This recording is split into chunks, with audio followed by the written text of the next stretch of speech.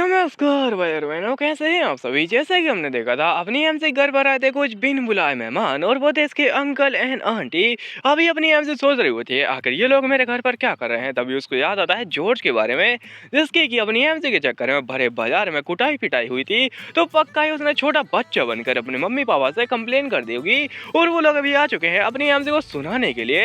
M गई थी वो और उसके मम्मी पापा। सच में अब मैं सिटी में आ चुकी हूँ तो भी मेरा पीछा नहीं छोड़ रहे हैं, बड़ी घटिया इंसान है। और चिपकू भी वो बहुत ज्यादा परेशान होती है और ऐसा परेशान देखकर डांटे कहता है अगर आपको अच्छा नहीं लग रहा है तो मैं उनको भगा देता हूँ। हमसे कहती नहीं नहीं, मुझे उनसे कुछ कहना पड़ेगा ताकि वो भाग जाए और वापस कभी ना आए। डांटे कहता है जैसा आप चाहें। और अभी ये जाने लगती है लेकिन बड़ा ही डर रही होती है, इसको इतना कॉन्फिडेंट होता ही नहीं कि उनसे कह दे कि वापस मत आना। तो एमसी सोचती है क्यों ना मैं किसी को साथ में ले लूं और डांटे के अलावा यहाँ पे कोई होता ही नहीं है। तो एमसी कहती है डांटे क्या तुम मेरे साथ में आ सकते हो, ये तुम्हारे लिए भी काफी ज्यादा इंटरेस्टिंग रहेगा, तो प्लीज मेरे साथ में आओ ना। और डांटे उसके कांपते हुए हाथों को देख लेता है और वो सोचता है मेरे को जाना ही पड़ेगा। तो वो कहता है मैं आपके लिए यहाँ पे सब कुछ करने के लिए तैयार हूँ मास्टर, और मैं आपसे वादा करता हूँ मैं हमेशा आपकी साइड में खड़ा रहूंगा। एमसी कहती है सच में क्या, और उसके हाथ कांपना बंद कर देते हैं। उसके बाद एमसी बड़ी खुश हो जाती है और शर्मा भी रही होती है जैसा आप देख सकते हैं। और ये निकल जाती है उसके साथ में, लेकिन पता नहीं क्यों ये छोटा बच्चा ऐसा देख रहा होता है जैसे कि इसको पूरा रोमांस का ज्ञान हो। ये यहाँ पे ये कोई लव गुरु हो और पहले इसके बारे में जाने दो तेल लेने के लिए। पर अभी दिखाया था चमकते हुए सितारे, लेकिन आप ही की तरह ये मेरे भी मन का बहम था। ये दरअसल महल चमक रहा था और महल कुछ ज्यादा ही चमक रहा था। इसकी आंटी बोलती है ओह माय गॉड इतना ज्यादा चमकीला महल, ऐसा लगता है कि सोने और हीरे से बना है, ये काफी ज्यादा कमाल का है, आखिर वो उसके अंदर रह कैसे पा रही है। तो अंकल जी कहते हैं वो पक्का यहाँ पे काम करती होगी, जैसा कि हमारे जॉर्ज ने बोला था वो यहाँ पे काम करती होगी, वो कोई नौकरानी होगी। तो उसकी आंटी कहती हाँ ये तो काफी ज्यादा बढ़िया बात है और हमें इस बार उसको लेके ही जाना पड़ेगा। तो अंकल कहते हैं देखो देखो जरा बात कौन कर रहा है। वो औरत जो कि यहाँ पे किसी के फ्यूनरल पे जाके कहती है कि तुम्हें शादी करनी पड़ेगी, क्या ही घटिया हो रहा तो तुम, और अभी आ चुके उसको बुलाने के लिए। छी छी छी छी, वो तो पहले ही आ जाती, शादी कर लेती और बढ़िया से जिंदगी जी रही होती और हम भी बढ़िया जिंदगी जी रहे होते। लेकिन तुम अपनी एमसी कहती आखिर तुम लोग यहाँ पे कर क्या रहे हो। वो कहते ओह माय गॉड कैसी थी तुम। एमसी कहती आखिर तुम यहाँ पे क्या कर रही हो और तुम्हें किसने बुलाया, तुम यहाँ पे आई क्यों हो। वो कहती हो कमॉन कमॉन हम तो कुछ यहाँ पे आराम से बात करने के लिए ही आए हैं और चलो अंदर बैठ के आराम से बात करते हैं। एमसी कहती है मैंने कहा ना आखिर तुम लोग यहाँ पे आए क्यों हो, और मैंने तुमको इनवाइट किया ही नहीं है, तुम तो बिन बुलाए मेहमान हो। वो कहते ओ कमॉन कमॉन क्या तुम भूल रही होगी हम तुम्हारे अंकल एंड आंटी हैं, इतने प्यार से हमने तुमको पाला है और कितना कष्ट सहा होगा हमने यहाँ पे तुम्हें पालने के लिए, और सच में हम लोग अभी आ चुके हैं तुमसे मिलने के लिए और अब तुम्हें ऐसा बात कर रही हो, तुम्हें थोड़ा बहुत तो सॉरी बोलना चाहिए मेरे को, मैं तुम्हारी आंटी हूँ, आप डरो हम लोग फैमिली है फैमिली। एमसी कहती क्या फैमिली, कद्दू की फैमिली, और वो बहुत ज्यादा कांपने लगती है। डांटे तभी आगे आता है और यहाँ पे कहता है बस अब बहुत हो चुका है। उसकी आंटी कहती है तो क्या तुम आप समझ रही हो।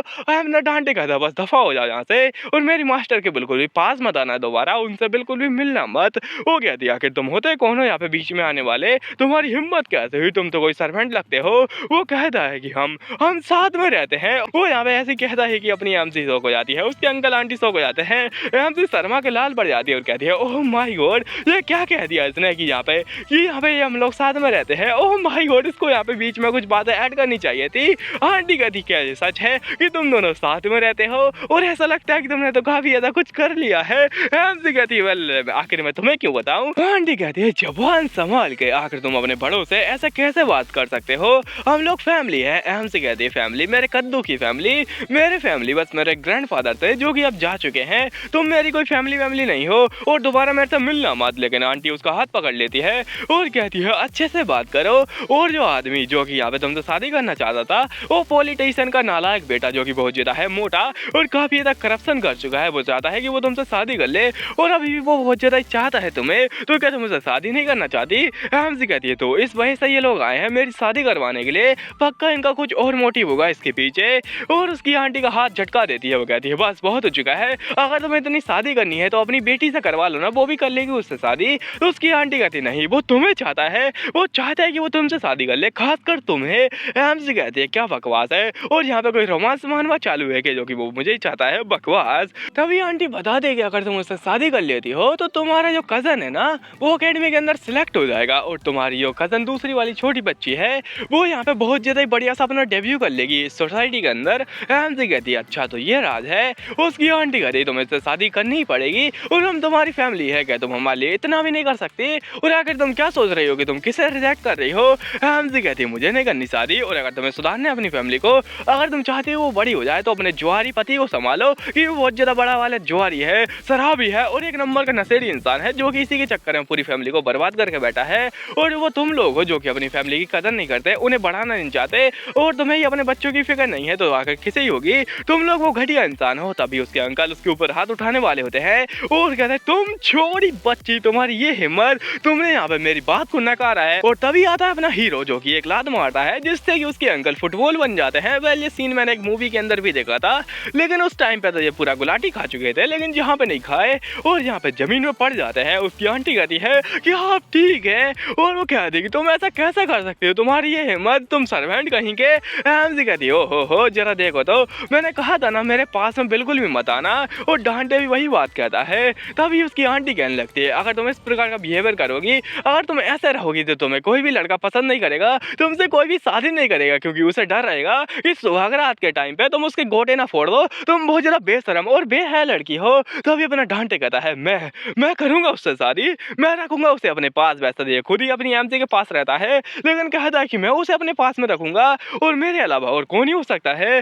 तभी एमसी बोलती है क्या बोल रहे हो तुम, और ये तो हमारे प्लान में था ही नहीं। डांटे सब कुछ खोल खाल के रख देता है। तभी उसकी आंटी कहती है ओह अच्छा ऐसी बात है क्या, ऐसा लगता है काफी कुछ हो चुका है तुम्हारे और इसके बीच में।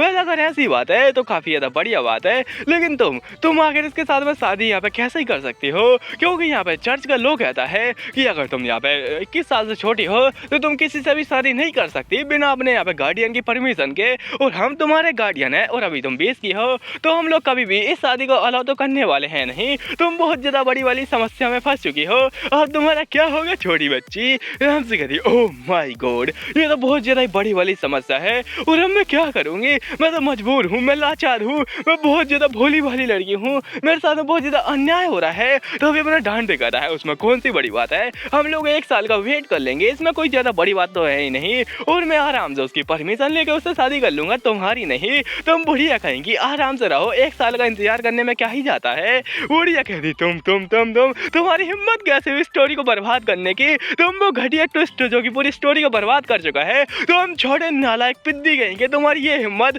जो कि तुम मेरे यहाँ पे दिमाग खराब करो, जो कि तुम स्टोरी को बर्बाद करो, मैं तुम्हें छोड़ूंगी नहीं, मैं तुम्हें नाले में फेंक दूंगी। अपनी आम से गरी संभल कर, तुम आखिर उससे ऐसा कैसे बात कर सकते हो, तुम बहुत ज्यादा घटिया हो। वो कह देगी बड़ों के बीच मत बोलो, हम बड़े बात कर रहे हैं, तुम छोटी बच्ची हो अभी 20 साल की। और तभी अपनी आम से कहती है हम कोई छोटी बच्ची नहीं है, ऊपर से ये एक बड़ा हाई नोबल है, तुम उससे ऐसा बात नहीं कर सकते हो, तुम्हें उसकी रिस्पेक्ट करनी चाहिए, इज्जत दो उसको ताकि वो तुम्हें इज्जत ना दे। हम से यहाँ पे ऐसी बात सुनकर ये पूरी शौक हो जाती है और कहती है क्या ये हाई नोबल है, ऐसा कैसा हो सकता है, ये नॉनसेंस है। तभी उसका पति कहता है अगर वो कोई हाई नोबल नहीं होता तो आखिर इस मेंशन में ये कर क्या रही होती, पक्का ही हाई नोबल होगा। आंटी कहती है अच्छा ऐसी बात है क्या, और क्या ये सच में एक हाई नोबल है? वेल हाई तो है, लेकिन नोबल का पता नहीं कि आखिर ये नोबल है या फिर नहीं है। और आंटी एकदम चुप हो जाती है। उसके बाद में उसके दिमाग में बहुत ही ज्यादा खतरनाक प्लान आता है। वो कहती है अगर तुम एक हाई नोबल हो तो तुम्हारे पास में न्यू ईयर की यहाँ पे पार्टी का इनविटेशन तो होगा ही। डांटे कहता है जी हाँ मेरे पास में है। फिर उसके बाद में आंटी कहती है इसका मतलब है कि तुम पक्का ही पार्टी के अंदर जाओगे और इसे यानी कि अपनी एमसी को अपने पार्टनर के तौर पे बताओगे ताकि सोसाइटी इसे एक्सेप्ट कर सके, और तुम्हें भी, तुम पक्का ही ऐसा करने के बारे में सोच रहे होगे ना। डांटे एकदम चुप हो जाता है। अपनी एमसी कहती है अरे नहीं ये तो बिल्कुल फंसा रही है मेरे को, और ये चाहती है कि हम लोग उस पार्टी के अंदर आए और ये हमारी बेइज्जती कर दे क्योंकि मैं कॉमनर हूँ और ये एक हाई नोबल है। डांटी कहता है मैं बिल्कुल ऐसा ही सोच रहा था, तुमने बस मेरे दिमाग का प्लान बता दिया। आंटी कहती बहुत ही ज्यादा बढ़िया, तो फिर मैं देखूंगी इसके बारे में कि तुम कैसे आते हो उस पार्टी के अंदर और कैसे एंजॉय करते हो उसके साथ में। मैं अच्छे से यहाँ पे ये देखना चाहती हूँ कि तुम्हारी पार्टी कैसी चलेगी, एकदम मजेदार चलनी चाहिए। उसके बाद में दिखाया जाता है अपनी एमसी आराम से डांटे के साथ में जा रही होती है और कहती है थैंक यू तुम्हारा इतना सब करने के लिए, और सच में तुमने बहुत ज्यादा ट्रबल ले ली। वो कहता है कोई बात नहीं, मैं काफी ज्यादा खुश हूँ कि आपको ट्रबल नहीं हुई है ज्यादा। हमसे कहती है और हाँ वो पार्टी वाली बात, तुम्हें जाने की जरूरत नहीं है कोई भी, ना ही हम लोग जाने वाले हैं, ये बहुत ज्यादा बेकार रहेगा, तुम्हें और भी ज्यादा चिंता होगी जिससे कि मेरे को और भी ज्यादा परेशानी होगी। एमसी की इस बात को सुनकर डांटे कहता है कोई बात नहीं, मैं हर परेशानी को झेलने के लिए तैयार हूँ, और वैसे मैं सोच ही रहा था उस पार्टी के अंदर जाने की। एमसी कहती है क्या तुम अभी तक किसी पार्टी के अंदर नहीं गए हो? डांटे कहता है जी नहीं, मैं एक बार भी पार्टी के अंदर नहीं गया हूँ। एमसी कहती कहती ओह माय गॉड, मैं भी अभी तक नहीं गई हूँ, ये तो कमाल की बात है। तो डांटे का था ठीक है फिर हम लोग को यहाँ पे एंजॉय करना चाहिए और मेरे को काफी ज्यादा हुनर फील होगा तुम्हारी फर्स्ट पार्टी में जाने के लिए, और बड़ा खुश लग रहा होता है। डांटे को इस प्रकार से खुश देखकर हमसे कहती ओह माय गॉड, ये तो कुछ ज्यादा ही खुश है, और क्या अपनी हमसे पार्टी के अंदर जाएगी, फटाफट से कमेंट में बता देना। उसके बाद में हमसे कहती लेकिन फिर भी ये कुछ ज्यादा ही नहीं हो जाएगा क्या? डांटे कहता है कोई बात नहीं, ये बढ़िया रहेगा हमारे लिए और हम लोग बढ़िया सा डेब्यू कर पाएंगे। तो हमसे कहती है लेकिन फिर भी ये काफी ज्यादा प्रॉब्लमेटिक रहेगा तुम्हारे लिए भी ये अच्छा नहीं रहेगा कि तुम उस पार्टी के अंदर जाओ और यहाँ पे इस प्रकार से मेरे को इंट्रोड्यूस करो, क्या होगा अगर बाद में ट्रबल आ गई तो डांटे कहता है कोई बात नहीं, और मैं वैसे भी एप्रोन पहनकर थोड़ी भी उस पार्टी के अंदर जाऊंगा जो कि कोई प्रॉब्लम आएगी। हमसे कहते हैं क्या एप्रोन पहनकर और ड्रेसिंग में लीड की एंट्रेंस कैसी होगी? एप्रोन पहनकर ऑब्वियसली। हमसे कहती छी बहुत ज्यादा गंदा विचार है, लेकिन फिर भी अपने मन के अंदर सब कुछ सोच ही लेती है। हमसे कहती छी बहुत ज्यादा गंदा दिमाग है मेरा। वेल उसको छोड़ो, लेकिन तुम्हें इस प्रकार की यहाँ पे हरकतें नहीं करनी चाहिए, ये अच्छा रहेगा कि हम लोग पार्टी के अंदर ना जाएं और ऐसी हरकतें ना करें। डांटे कहता है मैंने पहले ही मन बना चुका है और यहाँ पे मैंने सोचा है कि अगर हम लोग यहाँ पे एक्सपोज हो जाएंगे तो हम लोग सच में शादी कर लेंगे। हमसे कहते क्या डांटे आखिर तुम क्या कह रहे हो, और कहीं ऐसा तो नहीं कि तुम्हें वो उत्तेजना हो रही है, तुम सफाई करना चाहते हो और मैं तुम्हारी जिंदगी झंड कर दूंगी, सब कुछ गंदा कर दूंगी और तुम हमेशा ही उसे साफ करते रहोगे, कहीं तुम ऐसा तो नहीं चाहते? वो कहते नहीं ऐसी कोई बात नहीं है, तुम गलत सोच रही हो, ये उस बारे में थोड़ी ना है। डांटे यहाँ पे इस प्रकार से कह रहा होता है जैसे ही अपनी हमसे को प्रपोज कर रहा हो। हमसे कहते लेकिन फिर भी और अगर तुम ये करना क्यों चाहते हो? तो डांटे उस सवाल से बचते हुए कहता है वेल अगर मैं तुम्हें अनाउंस कर दूंगा मेरे पार्टनर के तौर पर तो तुम मेरी पार्टनर तो नहीं बनोगी, लेकिन तुम्हारे पीछे जो प्रॉब्लम है ना वो सारी सोल्व हो जाएगी, इसलिए मैं ऐसा चाहता हूँ। हमसे कहते लेकिन फिर भी उससे तुम्हें प्रॉब्लम हो जाएगी, बहुत ज्यादा ही प्रॉब्लम, और अगर तुमने मेरे को सच में पार्टनर बना लिया और सोचो जरा अपनी एमसी की पार्टनर बन गई, पर अगर वो रियल एमसी आई तो क्या ही होगा, ये उसके प्यार में पागल हो जाएगा और अपनी एमसी को छोड़ के तलाक दे देगा बेचारी को। एमसी बहुत ज्यादा परेशानी में होती है और डांटे कहता है तुम क्या सोच रहे हो, मैं तुम्हारे साथ निभाने के लिए हमेशा तैयार हूँ। एमसी कहती लेकिन फिर भी अगर रियल मेन लीड आ गई तो ये क्या ही करेगा, वो मेन लीड इसको चुरा के ले जाएगी मेरे से। हमसे कहते खैर बाहर में आए, कल की चिंता कल करेंगे और अभी तो मेरे को एंजॉय करना है और तुम चिंता मत करो, हम लोग बिल्कुल 100% देंगे अपना, पूरी तरीके से एक्ट को ऐसा करेंगे जैसा कि तुम मेरे पति हो और हम लोग के 4 बच्चे हैं। डांटी कहता बहुत ही ज्यादा बढ़िया, काफी ज्यादा मजेदार बात है, वैसे 4 नहीं हम लोग 8 बच्चे करेंगे। हमसे कहते क्या बात है, और आकर इसके दिमाग में ऐसे विचार क्यों आ रहे हैं? बैल वो जाते लेने के लिए, और डांटे कहते हाँ हमें घर चलना चाहिए, अभी घर चलना चाहिए, विचार हो जाने दो तेल लेने के लिए। उसके बाद में डांटे बड़ी खतरनाक इस्तेमाल देता है और ऐसी खतरनाक इस्तेमाल देख के एमसी को बड़ा शक हो रहा था कि आखिर इसका मतलब क्या है, आखिर ऐसी इस्तेमाल क्यों दे रहा है, क्या सच में इसको 8 बच्चे चाहिए? फिर हमसे कहते हैं हाँ काफ़ी ज़्यादा बढ़िया प्लान है वैसे, लेकिन अगर हमें कभी अपना रियल लव मिल गया तो हम लोग अपने अपने रास्ते चले जाएंगे, काफ़ी बढ़िया प्लान है ना। अभी के लिए हमें एक ही काम करना है, वो है कि हम लोग को शादी करनी है। well, इनकी शादी तो नहीं होगी, लेकिन यहाँ पे टोटो को बड़ा मज़ा ज़रूर आएगा, और टोटो को मज़ा आ भी रहा होता है क्योंकि अपनी हमसे उसे खुजली कर रही होती है, कितना ज़्यादा क्यूट है ना ये। उसके बाद में दिखाता है गार्डन के अंदर सबसे ज़्यादा महान इंसान मैथियस आराम से बैठकर न्यूज़पेपर पढ़ रहा होता है 100 साल पुराना। और हमसे कहती है अगर ऐसा चलता रहा तो मेरे लिए प्रॉब्लम और भी ज़्यादा बढ़ जाएगी, क्योंकि मैंने स्टोरी को ठीक से पढ़ा नहीं है अच्छे से और मेरे को याद भी नहीं है, लेकिन एक चीज़ मेरे को अच्छे से याद है कि जो मेन लीड थी ना उसको देखकर ये अपना प्यारा सा डांटे पागल हो चुका था, इसका दिमाग गधे की पूंछ के बराबर हो चुका था, इसको कुछ भी सूझ ही नहीं रहा था, बस उसको वो मेन लीड दिख रही थी, उसके चक्कर में पागल हो चुका था पूरी तरीके से। और अगर ऐसा हुआ तो यहाँ पे मेरा क्या होगा, मेरे को छोड़ के ये चला जाएगा और मैं अकेली पड़ जाऊंगी, और इसी तरह से यहाँ पे जो दूसरे लोग हैं ना वो भी मेरे को छोड़ देंगे और नेचुरली मैं हो जाऊंगी बेचारी अकेली भोली भाली मासूम, और मेरा क्या होगा। लेकिन रुको जरा, ये लोग यहाँ पे ट्रेटर हैं, यहाँ पर क्या सकते हो विद्रोही हैं जो कि यहाँ पे इस कंट्री को तबाह करने की सोच रहे हैं। अगर ऐसा चलता रहा तो मैं तो बच ही जाऊंगी इन लोगों से, ये मेरे लिए अच्छा ही रहेगा, तो अच्छा सोचो अच्छा करो। और आराम से पीछे अपना टोटो खुश होकर चला जाता है। उसके बाद में एमसी कहती है मुझे तैयारी करनी पड़ेगी, और उसके बाद में अपनी एमसी अपने आप को मोटिवेट करती है और चली आती है मैथियस जी के पास में। मैथियस से पूछती है प्लीज मास्टर मेरे को बताइए ना आखिर जो नोबल लोग हैं वो बात कैसे करते हैं और नोबल टॉक कैसे करते हैं, मेरे को भी सीखना है। तो ये कहता है ओह माय गॉड इतना ज़्यादा बड़ा विचार तुम्हारे ऐसे छोटे दिमाग में आया तो आया कैसे। तो एमसी बताते हैं कि मैं दरअसल एक पार्टी के अंदर जाने वाली हूँ, न्यू ईयर की पार्टी डांटे के साथ में, तो प्लीज़ मेरे को सिखाइए ना कि कैसे बात करते हैं, नहीं तो फिर मैं तो अकेली पड़ जाऊंगी, मैं कुछ बात कर ही नहीं पाऊंगी क्योंकि वो लोग बहुत ज़्यादा अजीब अजीब बातें करते हैं। तो ये कहता है हाँ तुम सही बोले हो। एमसी कहती प्लीज़ मेरे को सिखाइए ना प्लीज़, और मैं आपका सारा काम कर दूंगी ये कहता है तुम काम करोगी या काम बिगाड़ोगी। तो ये कहता है चलो ठीक है, फिर एक सवाल के साथ में शुरू करते हैं। मान लो कि तुम कहीं पर आराम से बैठी हुई हो और तभी एक लड़की आती है, वो कहती है अगर आप ये खाना खाएंगी तो मेरे काफी ज्यादा खुशी होगी। तो मियाँ कहती है इसमें कौन सी ज्यादा बड़ी बात है, मेरे को जो मिलता है मैं वो खा जाती हूँ, तो मैं बस आराम से खा जाऊंगी। मेहदीस कहता है यही तो कमी है तुम्हारे अंदर दिमाग की और संस्कार की दोनों की कमी है, जैसे कि मेरे सब्सक्राइबर के अंदर है। उसके बाद में हमसे कहती है आखिर रियल जवाब होगा क्या।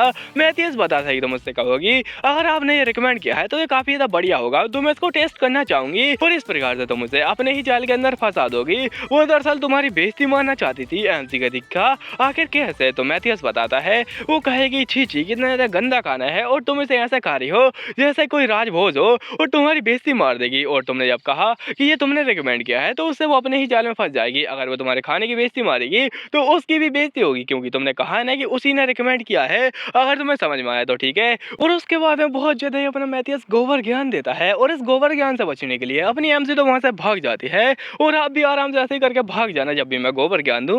अपनी एमसी कहती है भागो यहाँ से, नहीं तो मेरे कान ही फट जाएंगे। और इसको दिखता है किलियन, उससे पूछने का सोचती है, उसके पास में जाती है और कहती है मिस्टर किलियन आप कैसे हैं। ये कहते हैं हाँ मैं तो बढ़िया हूँ, और आप यहाँ पे क्या पूछने के लिए आई हैं। और अगर आप उस गोभी के बारे में पूछना चाहती हैं तो मैंने ऑलरेडी उसके सीट वगैरह लगा दिए हैं।